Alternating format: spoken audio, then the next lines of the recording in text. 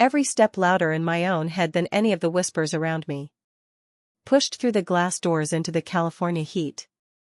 By the time I slid into the backseat of my rideshare, my phone was already buzzing nonstop. Their names on the screen. I watched it light up in my hand. Then flipped it over. Set it face down. Stared out at the road. Not knowing yet that this short walk out of a hotel lobby had just triggered the one person in our family who could pull the plug on all of their comfort at once. By the time my driver merged onto the highway, my phone had already started its meltdown. First, a call from Mom. Then Emma. Then Mom again. I watched their names flash on the screen and fade out. One after another. While the resort disappeared in the rearview mirror. I didn't pick up. I told myself I'd deal with it when I got home. When I wasn't running on embarrassment and adrenaline. 5 minutes later, the missed calls had turned into a flood. Voicemails stacked up. Little red dots multiplying next to their names. When it hit 30, even my driver glanced at the screen lighting up in the cup holder. Said, "Everything okay?" I let out a short laugh that sounded nothing like me. "My family just realized I meant it when I said I was leaving," I said. He raised his eyebrows. But he didn't push. I opened my messages to silence the notifications. That was a mistake. A wall of texts hit me all at once. From Mom, "Sophie, come back to the hotel, we can talk this out." From Emma, "Seriously, Sophie, you stormed out over a room." From Mom again, "We can probably get you a cot or something in Clara's room, don't ruin the trip over this." Then Emma, "I told the front desk we might add another room, and they said they'd try, can you just come back and pay for it so we can relax, please?" There was a voice message from Mom. Her tone sharp and breathless. "Sophie, this is ridiculous, you embarrassed us, you made a scene, you know we love you, you know we just assumed you would handle your own room, you make more than all of us combined, stop punishing us for trying to have a nice family vacation." 10 minutes later, "We need you here, Clara is asking where Aunt Sophie is, stop being dramatic and come back." Somewhere between exit signs, the tone started to shift. The texts got shorter. Then more frantic. "Emma, Grandpa is asking what happened, what did you tell him?" "Mom, your grandfather is calling, I need to know exactly what you said, do not twist this." Another voicemail popped up. This time from my dad. His voice tight and annoyed.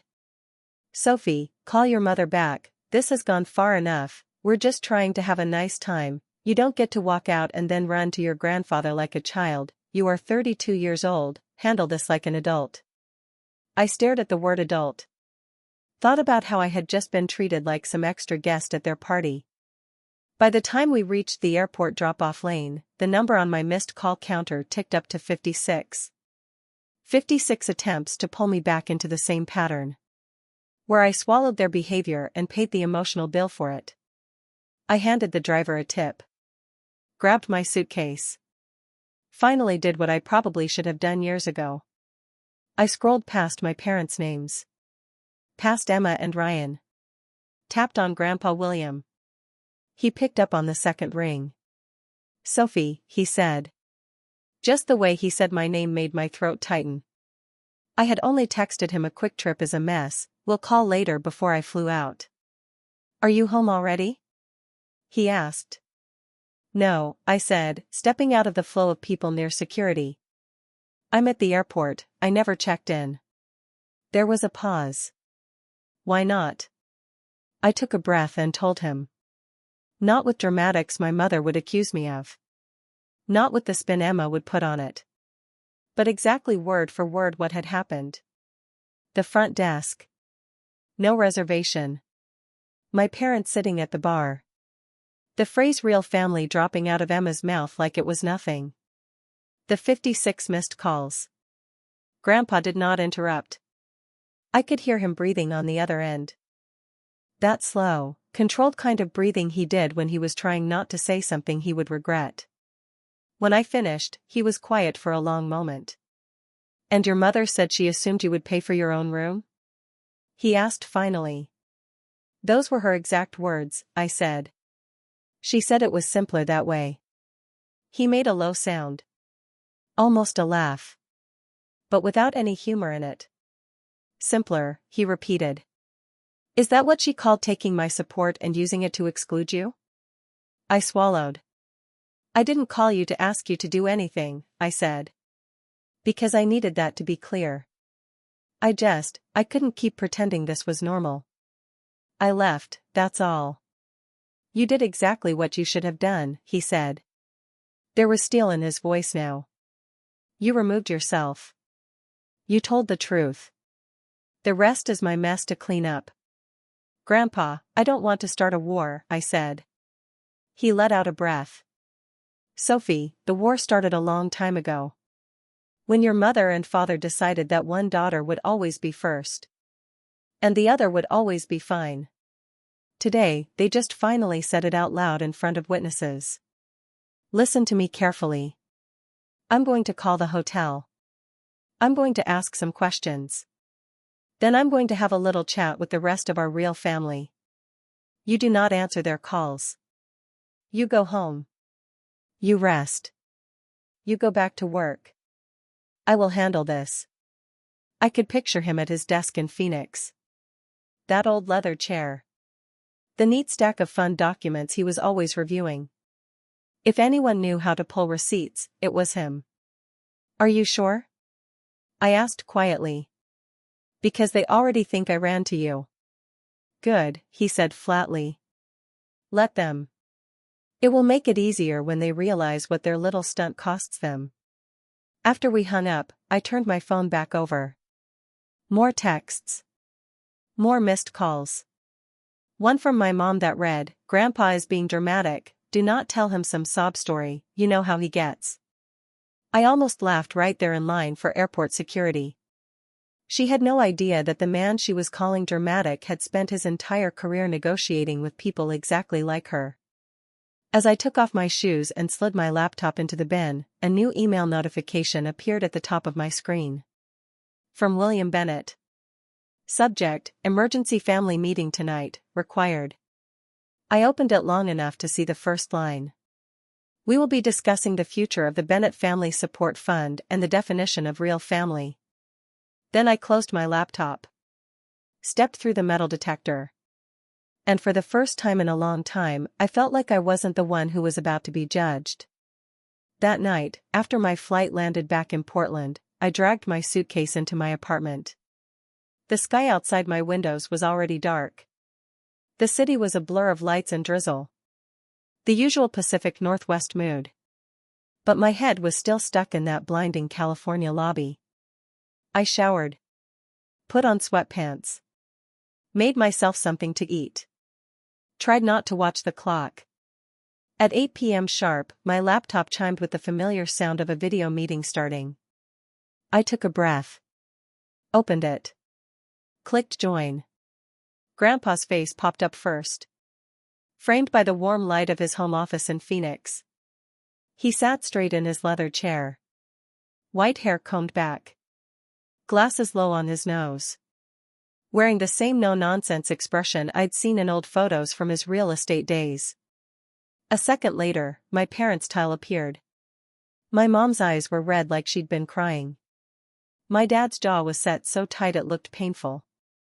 Emma and Ryan joined from their hotel room. Sitting on the edge of the bed. Their matching resort robes almost comical against the tension in the air. Finally, my own little square showed my tired face in the corner. Thank you all for joining, Grandpa said. His voice calm but carrying a weight that made everyone else quiet. We won't be here long, but we will be honest. That is non-negotiable. My mom jumped in immediately. Dad, this is being blown way out of proportion, she said. Her voice trembling. Sophie overreacted to a misunderstanding, we were going to sort it out. A misunderstanding? Grandpa repeated. He reached off screen. Picked up something. Adjusted his screen so we could see his desktop. A video window popped into view. The general manager at Azure Coast was very helpful, he said. It turns out long-time clients who book large family packages get a bit of extra courtesy when they ask questions. My stomach dropped. I knew what was coming. He hit play. There it was. The lobby. Me at the front desk. The worker typing. The moment his face changed. The angle didn't catch every expression clearly. But it caught enough. It caught my parents at the bar looking over. Then deliberately turning away. It caught Emma walking up. Smiling. Then leaning toward the worker. It caught the moment she said with that little shrug, "We only reserved rooms for real family." And the way I froze before picking up my suitcase and walking out. The audio wasn't crystal clear. But it didn't need to be. You could feel what was happening, even on mute. No one spoke while the video played. Even Emma's usual constant fidgeting stopped. When the screen went back to Grandpa's face, his eyes were colder than I'd ever seen them. "So," he said, folding his hands. "Jennifer, Michael, Emma, would you like to explain this misunderstanding to me?" My mom swallowed hard. "Dad, you know how these cameras are, they don't catch everything, we were joking, Emma didn't mean." "Do not insult me," he cut in. His voice suddenly razor sharp. "I spent 40 years negotiating with people who lied for a living. I know exactly what I'm looking at. You embarrassed your daughter in public while sitting 3 feet away and doing nothing. You built that trip on my money. Then used it to exclude the one person in this family who doesn't use me as a walking ATM." Michael finally spoke. "We just assumed she'd pay for her own room," he said stiffly. "She makes 6 figures, Dad, we're not made of money, we thought you'd appreciate us not asking you to cover another expense." "You thought I would appreciate you using my generosity to cut Sophie out," Grandpa said. "You thought wrong." Emma let out a choked sound. "Grandpa, I was kidding," she said. Tears spilling over. "It was a bad joke, I was stressed, Clara was tired, we had just gotten there, I didn't think she'd actually leave." Grandpa shook his head slowly. "The joke wasn't that you excluded her," he said. "The joke was that you believed there would be no consequences." Ryan shifted uncomfortably beside her. His eyes moving between the screens like he'd just walked into a business meeting he wasn't prepared for. Grandpa took a breath. Then picked up a thick folder from his desk and held it up. I recognized it instantly. The Bennett Family Support Fund. "For years," he said, "I have used this fund to help my family. I paid for schooling, houses, small businesses, medical bills, yes, even golf memberships and resort trips. I did it because I believed it gave all of you a safety net. Not a weapon." He opened the folder. Pulled out a document. Slid on his glasses. "As of this afternoon, I have signed an amendment resigning myself as sole trustee of this fund," he said. My mom's face went white. "Dad, what are you talking about?" "I'm talking about responsibility," he answered. "From this moment forward, Sophie is the primary trustee. She has full authority over distributions from this fund to any of you." The silence that followed was almost funny. If it hadn't been my family. My dad actually leaned forward. Like he hadn't heard correctly. "You can't do that," he said. "We depend on that money, the neighborhood fees, my prescriptions, the cruise deposit, Clara's school." "You're right," Grandpa said coolly. "You depend on it. Sophie does not. Which is exactly why she should be the one managing it. She has shown she can live within her means. And treat people with respect. Without expecting them to buy her way out of bad choices." Emma shook her head. Tears streaming now. "Grandpa, please," she said. "Ryan and this year was hard, brand deals fell through, Ryan's commission. And instead of tightening your belt, you filmed product videos and let my money cover the cracks," he said. "Then you used my trip to cut your own sister out. You do not get to play the victim here." His eyes moved to my square. "Sophie, as of now, you will receive full access to the fund statements and distribution controls. I've instructed my attorney to walk you through every step. You are not obligated to give anyone in this call a single cent. My heart was pounding so hard I could hear it in my ears. "Grandpa, I don't want revenge," I said quietly, aware of everyone else listening. I just wanted them to stop treating me like an outsider they could use when it was convenient. "This isn't revenge," he said. "This is accountability. What you choose to do with that is up to you." My mom turned to her camera, her voice switching into the pleading tone she always used when a credit card got declined. "Sophie, sweetie, don't let him put you in the middle," she said. "We're your parents, we've always done our best, you know your sister didn't mean to hurt you, you can just keep things as they are, right?" There it was. The old script. The one where I was the reasonable one. The fixer. The buffer between their bad decisions and their comfort. I stared at their anxious faces. At Emma's mascara streaks. At Ryan's clenched jaw. Felt something settle inside me. "No," I said. "I'm not keeping things as they are. Grandpa's right, this isn't working." Michael's voice hardened. "What exactly are you saying, Sophie?" I met his eyes through the webcam. "I'm saying that starting now, there will be no automatic distributions," I said. "No more paying for cruises or private school or neighborhood fees or golf memberships. If any support comes out of this fund for you, it will be because it's truly necessary. And because you've treated everyone in this family with basic respect. And until I see that, I'm freezing everything." Emma gasped. "You can't do that," she said. "Clara. Clara is not the problem here," I said, my voice softening just a little. "You are. You don't get to hide behind her while you use Grandpa's money to keep pretending your life is something it's not." My mom started to cry again. This time out of sheer panic. "Sophie, we can't afford to lose that money," she said. "We'll have to move, we'll." "Then maybe," Grandpa cut in, "you should have thought of that before you decided one of my granddaughters was less real than the other."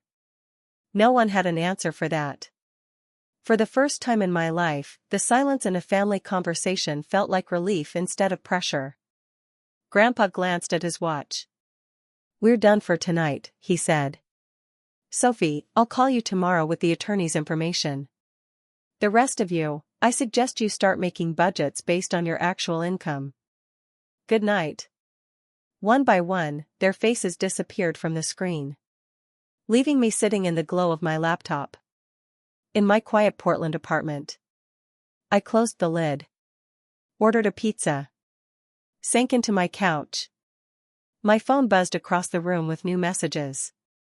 I didn't bother to check. For once, I wasn't the one scrambling to fix the damage. I was the one holding the plug.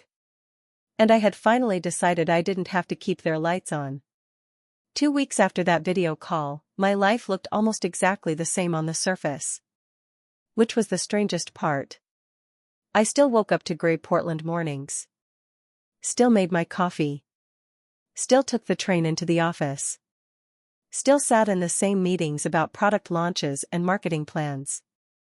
The only real difference was this. Between calls about market research and customer profiles, I was also on the phone with my grandfather's attorney. Walking through spreadsheets and statements. For a fund I had never expected to control.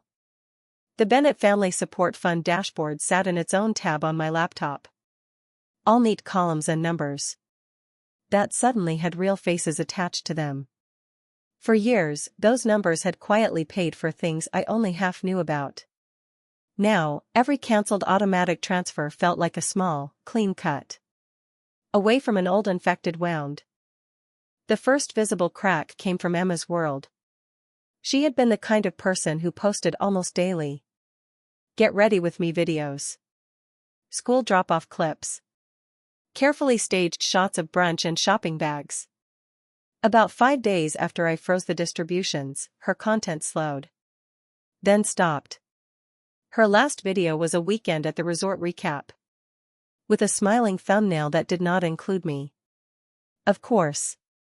I didn't follow her closely. But mutual friends started sending me screenshots. The comments shifted. From "Oh my God, living my dream," 2. You've been quiet, everything okay? To 1. Blunt, how do you afford all this on influencer money? There were no replies. Instead, my phone lit up with a long text from Ryan one night. His number popping up for the first time in years. He didn't bother with small talk. He wrote that he had just found out how much of their life had been floating on Grandpa's fund. How many brand deals had actually been covered by family support. He apologized for not seeing it sooner. For assuming the money was some vague inheritance thing. Not a monthly lifeline. He said losing the fund meant they'd had to pull Clara out of her private school. Return a leased car early. Put their house up for sale before they missed another payment. He ended with, I don't blame you, Sophie, I just wish your family had been honest with me instead of using your grandfather's generosity as a shortcut.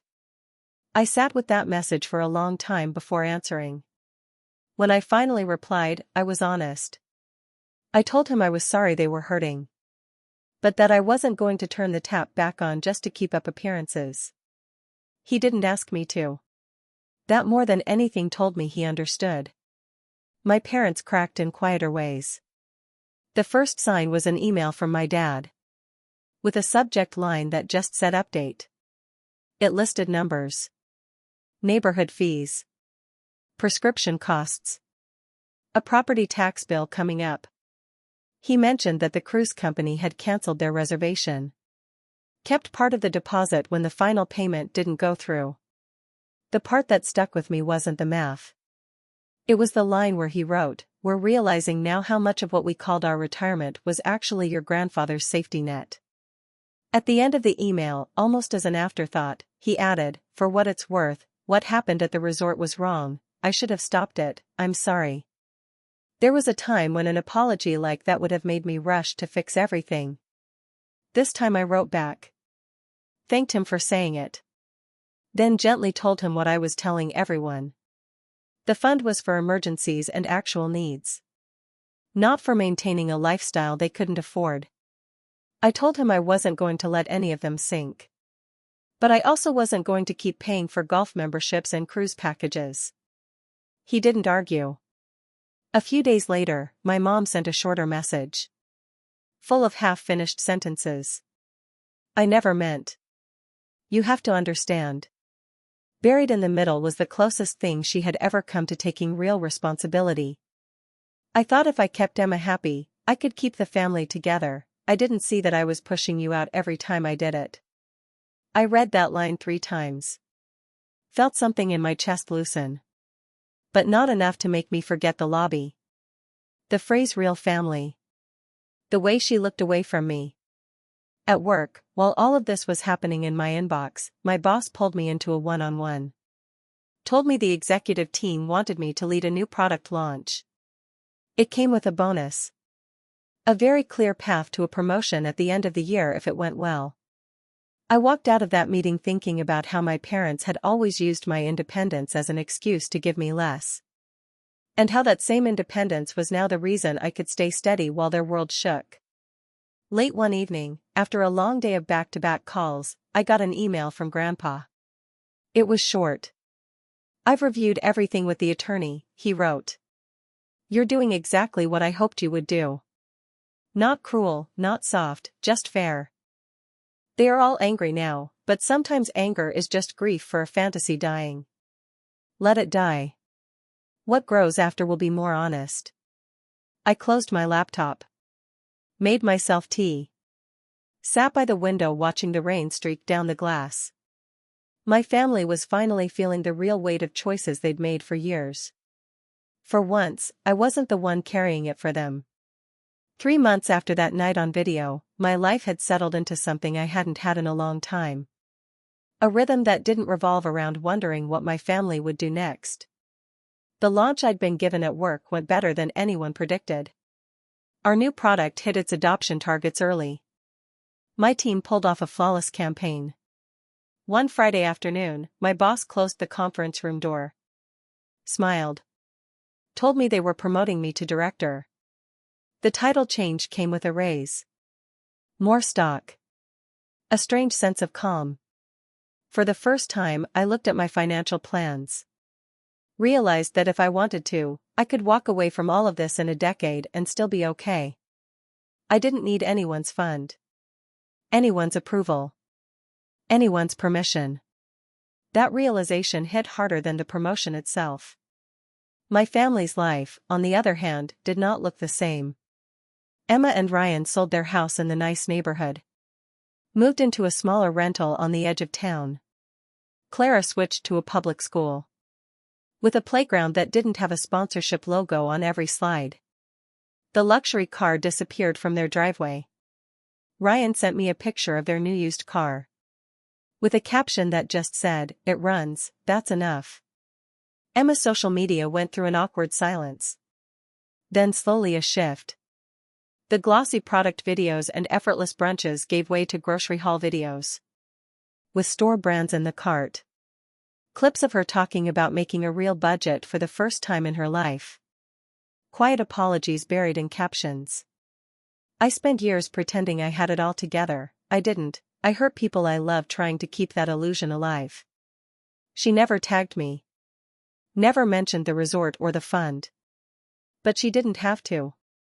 I knew exactly which illusion had finally broken. My parents fought the changes at first.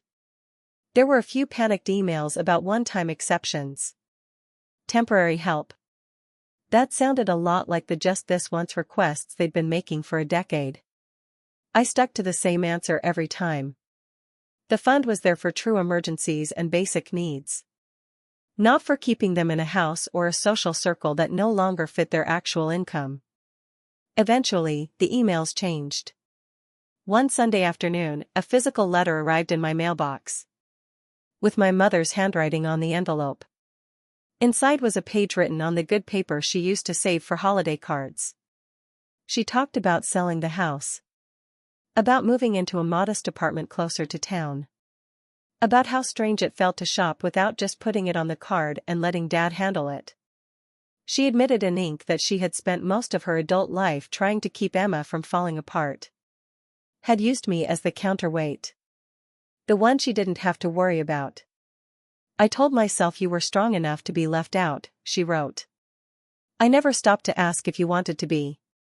At the end, in smaller, shakier letters, she added, you were right to walk out of that lobby. I'm sorry I made you feel like you weren't part of your own family. I didn't cry when I read it. But I did sit there a long time. With the paper in my hands. Feeling every word land in places I hadn't realized were still sore. A week later, my dad called. Just to tell me about a financial workshop they were taking at the community center. How they were learning the difference between can't afford and can pay for right now. It was the first time I'd ever heard him talk about money without defensiveness or performance. As trustee, I made a few carefully chosen decisions. I approved payments for Clara's therapy. When she started asking hard questions about why they had moved. Why Mommy cried when bills came in. I signed off on a medical expense for my mom. When she had a scare and her new insurance didn't cover everything. I did not turn the cruise money back on. I did not reinstate the golf club. I didn't do it to be cruel. I did it because for the first time, the money in that fund was finally doing what Grandpa had meant it to do. Support, not enable. One evening I flew down to Phoenix to see him. We sat on his patio as the sun went down. The sky turning that impossible desert pink. He listened as I told him about the promotion. About the letters. About how the family group chat had gone from performance vacation photos to actual honest updates. He nodded. Took a sip of his iced tea. Said, I wasn't sure what would hurt them more, losing the money or losing the version of themselves they could only afford with it. Then he looked at me and added, I'm just glad you didn't lose yourself trying to keep that version alive. That more than anything felt like the real ending of the story. Not the moment at the front desk. Not the video call. Not even the frozen fund. But sitting there knowing I had drawn a line and survived it. I still see my family. We talk cautiously at first. Then more naturally as new habits form. They are smaller in some ways than the people they played online. But they are also more real. We argue. We apologize. We start over. I keep boundaries. I keep the fund pointed at needs, not fantasies. And when I think back to that lobby, to the words real family thrown at me like a joke, I don't feel the same sharp burn anymore. I feel something closer to gratitude. That they finally said out loud what had been true for years. Because it gave me permission to choose what real family meant to me. Here's what I learned the hard way. Being independent doesn't mean you're the one who has to carry everyone else. Having money doesn't mean you owe it to people who use it to disrespect you. And walking away from a table where you're only welcome when you're paying is not cruelty. It's self-respect. If you've ever been made to feel like the extra chair at your own family's table, I hope you remember this. You are allowed to leave the hotel lobby. You are allowed to put your phone on Do Not Disturb. You are allowed to build a life where the only people who get a reservation are the ones who treat you like you're part of the real family. Whether you're picking up the check or not.